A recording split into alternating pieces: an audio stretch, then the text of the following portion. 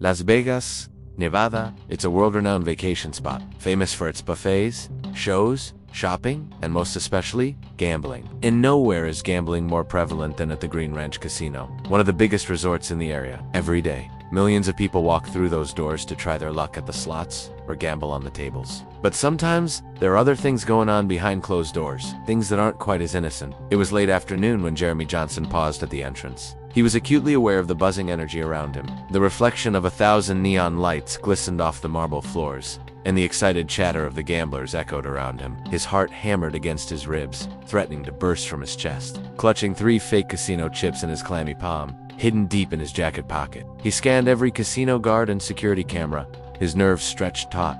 Taking a deep breath, he stepped forward into the glowing gambling hall. His destination, the cashier's desk. Approaching the cashier, Jeremy forced his breathing to slow down, trying to appear calm and casual. As he slid the chips across the counter, the cashier inspected them, seemingly oblivious to their true nature. For his part, Jeremy held his breath, prepared to flee at the slightest sign of suspicion. Seconds ticked by, each one stretching into an eternity, until finally, the cashier nodded, exchanging the chips for $300 in cash. Relief flooded Jeremy as he swiftly pocketed the money and turned to leave. Once outside, he rushed to Morawa's car where he leaped in, shouting, "Drive! Go now!" The engine roared to life and the car screeched out of the parking lot. They sped away, both men laughing in disbelief as Jeremy flashed the cash. Their plan had worked. They had beaten the system, and it felt exhilarating. But their victory was just the beginning. Their world had been crashing down around them. Debts were piling up, and their income had vanished almost overnight. When the construction market in Las Vegas collapsed in 2004, Morawa's once thriving, contracting business was left on the brink of collapse. Despite his honest efforts, he was facing bankruptcy.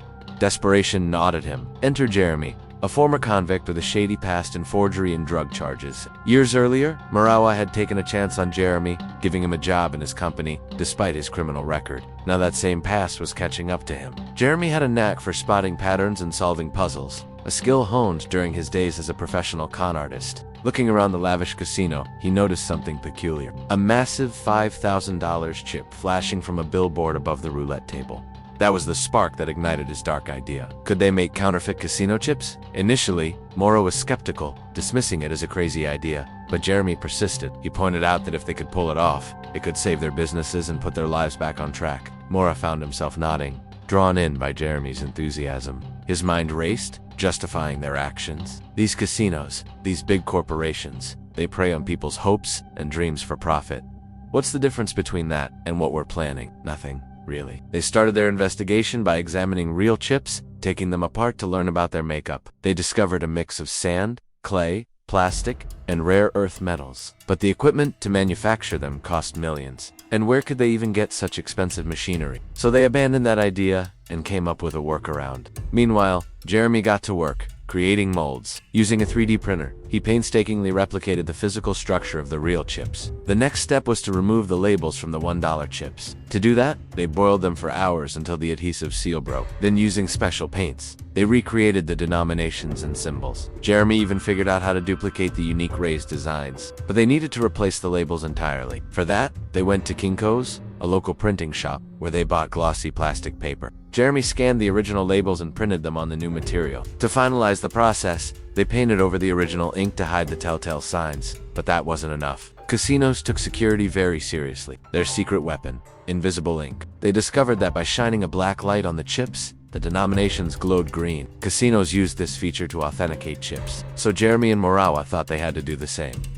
Initially, they tried spraying glow-in-the-dark paint, but it didn't work. Then they contacted a chemist who created a solution for them. It was a clear liquid that once applied and dried, became invisible under the black light. With this final step, their counterfeit chips were complete. The first test at the Green Ranch Casino was nerve-wracking, but it was a success. They were able to exchange their fakes for real money. Over the next few weeks, they repeated the process at 7 other major casinos in Las Vegas. In total, they successfully counterfeited chips from 8 casinos. Fueled by their initial success, Jeremy and Morawa ramped up production. Working in their garage workshop, they crafted hundreds of chips, earning tens of thousands of dollars in the process. Eventually, they developed a system to buy chips from dealers at game tables, swap them for the fakes outside, then cash out like regular gamblers. This routine allowed them to blend into the casino crowds unnoticed. Surveillance cameras watched over them, none the wiser. The counterfeit money flowed in. Morawa lavished his family with luxury, fancy restaurants, designer clothes, countless pairs of shoes for his wife. Meanwhile, Jeremy went on a wild spree, throwing parties, doing drugs, and living on the edge. Their risky venture was bringing in the big bucks, but it was only a matter of time before their luck ran out, and it did. One fateful night, Jeremy let slip their secret to a woman he was seeing. Soon, she was blackmailing them for thousands. Even after paying her off twice, she reported them to the authorities when they refused to pay more. The Gaming Control Board took notice. Using surveillance footage from the casinos and the recovered counterfeit chips, they traced the trail back to Morawa's garage. Agents descended on the workshop, putting an end to their operation. They arrested both men. Initially, Morawa's bail was set at a staggering $5 million.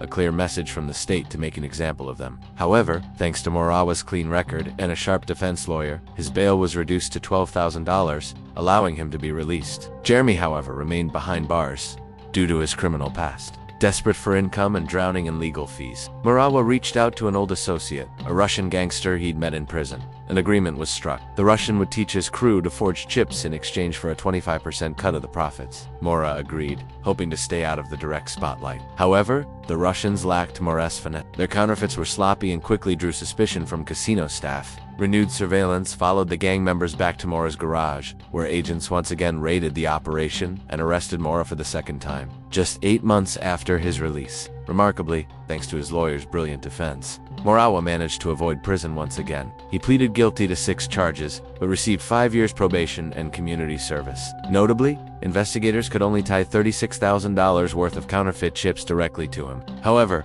Morawa later admitted they had produced over $1 million in fake chips that had blended seamlessly into real circulation. His precise craftsmanship ironically helped him evade a harsher punishment, as many of the fakes remained in use. The entire casino industry had to respond. They embedded RFID microchips into all casino chips, tiny electronic trackers that instantly verify a chip's authenticity and value. Now, a free man, Morawa has vowed never to risk his freedom again. Jeremy eventually served his sentence and was released. Their names have been cleared, but the damage done to their reputations remains. The casinos of Las Vegas learned a costly lesson that changed their operations forever, all because of 2 desperate men who almost beat the system. If you enjoyed this video, don't forget to hit the like button and subscribe for more incredible true crime stories. Thank you for watching.